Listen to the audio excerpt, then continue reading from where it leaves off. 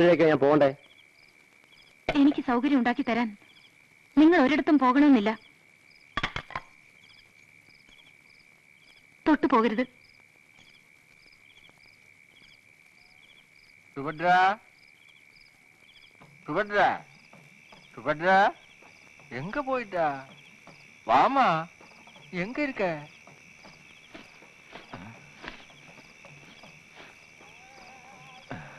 எப்ப வந்தீங்க? ஏன் திடீர்னு வந்தாச்சு? கொடவன் மாளிகையில் இருந்து சுபத்ராவை திடீர்னு காணோம். இங்க இருந்தா கொடுத்துருங்க. இன்னைக்கு தம்பி அங்கத்தோட பிறந்த நாள். சுபத்ராவுக்கு கொடுக்கறதுக்காக வச்சிருந்த சம்மானம் தாங்க. നിന്റെ അന്നത്തെ ഒരു പിറന്നാ സമ്മാനം ഇനി ഇവിടെ കണ്ടുപോയ രണ്ടിനെ കൊണ്ടുകളയും. അങ്കത്തേക്ക് ഞാൻ സുഭദ്രാവോട് ഇഷ്ടം. அதுக்கு போய் என்ன அதுக்கு கொள்ளணும்?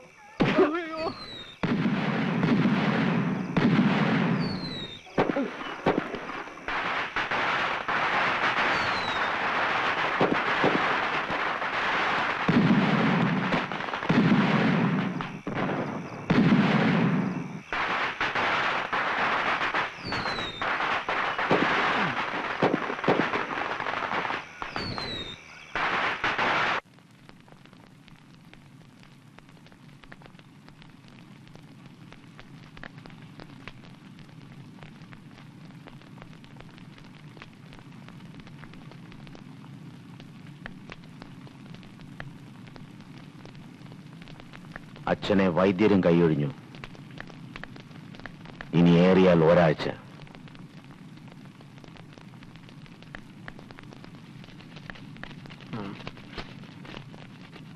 തിരുമനസ് കണ്ണടയ്ക്കുമ്പോ നമ്മൾ എല്ലാവരും അടുത്ത് വേണം. പള്ളിയടക്കത്തിന് മുമ്പ് കിരീടം ആ തലയിലിരിക്കണം. ഇതാണ് മാങ്കോയ്ക്കൽ കുറുപ്പിന്റെ മാളിക. ഈ ആറ് കടക്കാൻ അത്ര എളുപ്പമല്ല. കടക്കാതെ എത്താനും കഴിയില്ല. നാളെ കഴിഞ്ഞ് മാർത്താണ്ഡവർമ്മ കുറുപ്പിന്റെ മാളികയിൽ ചെല്ലും, സഹായം തേടി. കുറുപ്പിന്റെ ശേഖരത്തിൽ ആൾക്കാരെത്ര? ഒരു 100-150 പേർ വരും. ഇന്നലെ കിട്ടിയവരാണ്. വേൽക്കാരെത്ര? വാളേന്തിയവരെത്ര? മറ്റായുധങ്ങൾ? എന്തായാലെന്താ, എന്ത് കുന്തമാണെങ്കിലും പറ്റിട്ട്. കുറുപ്പിനെ കണ്ടിട്ട് അയാൾ ഭൂതപ്പാണ്ടിയിലേക്ക് തിരിക്കും, ഇടഞ്ഞു നിൽക്കുന്ന മധുരപ്പടയെ ഒതുക്കാൻ. വരാനും പോകാനും ആ കണ്ട കാട്ടുപാതയുള്ളൂ. കുറുപ്പിന്റെ വീട്ടിൽ നിന്ന് അയാൾ രക്ഷപ്പെട്ടാൽ നമുക്ക് കാട് വളയാം. ഒന്നുകിലും ആളിന്റെ അറ്റത്ത്, അല്ലെങ്കിൽ പുലിയുടെ നഖത്തില്. ഇത്രയൊക്കെ രഹസ്യങ്ങൾ കിട്ടിയിട്ടും പറയൂ, നമുക്ക് എന്ത് ചെയ്യാനാകും? പടനീക്കം. നാട്ടുപ്രമാണിമാർക്ക് കുറി അയച്ചോളൂ. വേണ്ട, ഇതിന് എന്റെ കരക്കാർ മതി. തമ്പിയത്തെ മാങ്കോയിക്കലേക്ക് ഇദ്ദേഹത്തിന്റെ കരക്കാർ പൊയ്ക്കോട്ടെ. കാട് തിരയുന്നത് എന്റെ നേതൃത്വത്തിലാവാം. വയസ്സ് ഇനിയും അംഗത്തിന് ബാല്യമുണ്ട്. താങ്കളുടെ പട ആര് നയിക്കും?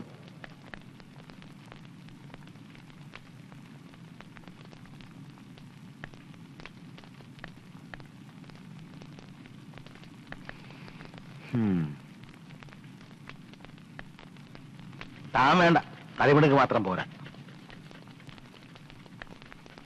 சூனக்குட்டியும் புத்திசாலியுமா ஒரு ஆள் அங்கத்தோட கூட்டத்தில் இருக்கு. குமாரன்.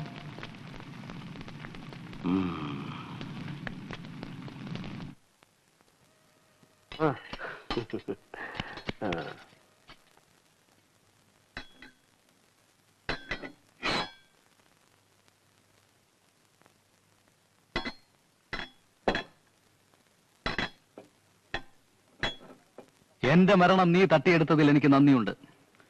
നീ എന്തിന് മൂർച്ചയുള്ള വാൾ തിരയുന്നു? ഈ പടയോട്ടത്തിൽ നീ ജയിക്കുമെന്ന് നിനക്കുറപ്പുണ്ടോ?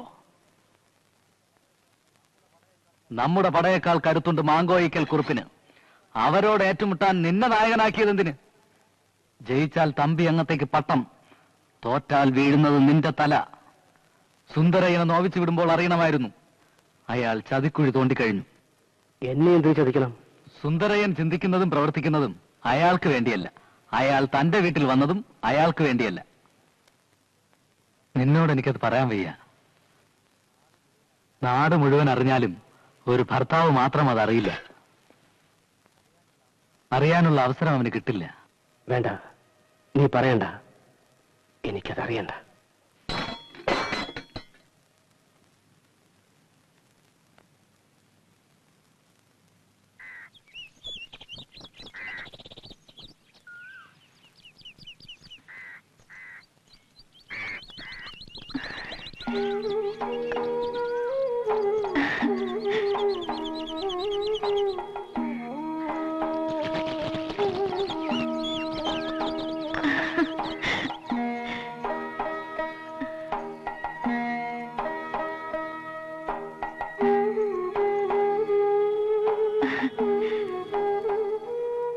പടം നയിക്കുകയല്ലേ?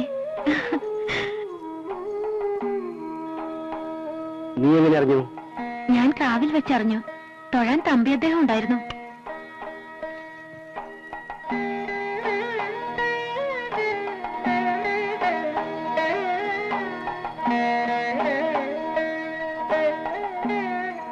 സന്തോഷിക്കാൻ ഏറെ ഉണ്ടല്ലേ? ഭർത്താവ് പടനായകനാവുക, മാർച്ചട്ടേണെന്ന് പടം നയിക്കുക, ഒടുവിൽ വിജയം വരിച്ച് ഘോഷങ്ങളുമായി മടങ്ങി വരിക. ഇങ്ങനെ കൊതിക്കാത്ത ഏത് പെണ്ണുണ്ടി പോകുന്നിടത്ത്? ഭർത്താവിന്റെ അന്ത്യം കൊതിക്കുന്ന പെണ്ണുണ്ടോ ആ കൂട്ടത്തിൽ? തോൽക്കില്ല, ഉറപ്പാണ്. ആസ്തിയും ആൾബലവും ഇല്ലാത്ത മാങ്കോയ്ക്കലിനോടല്ലേ യുദ്ധം. ജയിക്കും. തോറ്റാലോ? ജയിക്കാൻ വീണ്ടും യുദ്ധങ്ങൾ ബാക്കിയുണ്ടാവും. ഒരിക്കലെങ്കിലും നിങ്ങൾ ജയിച്ചു കാണാൻ എനിക്ക് കൊതിയുണ്ട്. മുമ്പ് കളത്തിൽ നിന്നും പരാജിതനായി നടന്നു നീങ്ങിയ രൂപം എന്റെ മനസ്സിൽ മാത്രമല്ല, എല്ലാവരിലുമുണ്ട്. അത് മായ്ക്കണം. എന്റെ 1001 വിളക്കിന്റെ നേർച്ച അത് പാഴാവില്ല. വേണ്ട വേണ്ട, ഇന്ന് എനിക്ക് വ്രതമാണ്. തെറ്റിച്ചുകൂടാ. ഒപ്പം ഉറങ്ങുന്ന പെണ്ണ് വ്രതം തുടങ്ങിയിട്ട് 3 ദിവസമായി. ഇതുവരെ അറിഞ്ഞില്ലല്ലോ. യുദ്ധത്തിന്റെ ആലോചന തുടങ്ങിയപ്പോൾ തന്നെ ഈ പടനായകന്റെ പേര് ഞാൻ കേട്ടിരുന്നു. അവസാന നിമിഷം നറുക്ക് വീണില്ലെങ്കിലോ, അതുകൊണ്ട് പറഞ്ഞില്ല. ഓ, കുരുതിക്കും നറുക്ക്. എല്ലാരും കൂടി അവതടുത്തത് ഒന്നും അറിയാത്ത ഒരാളെ ഉള്ളൂടെ. ഞാൻ വിധി.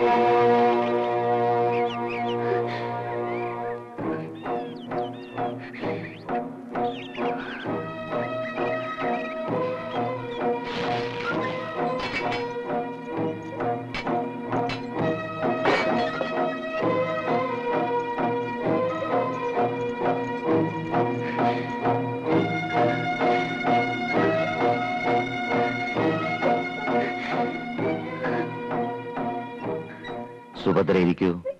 കൊന്നോ? അതോ? എനിക്കറിയണം. കൊല്ലേണ്ടതായിരുന്നു. നിന്നെ ഓർത്ത് കൊന്നില്ല.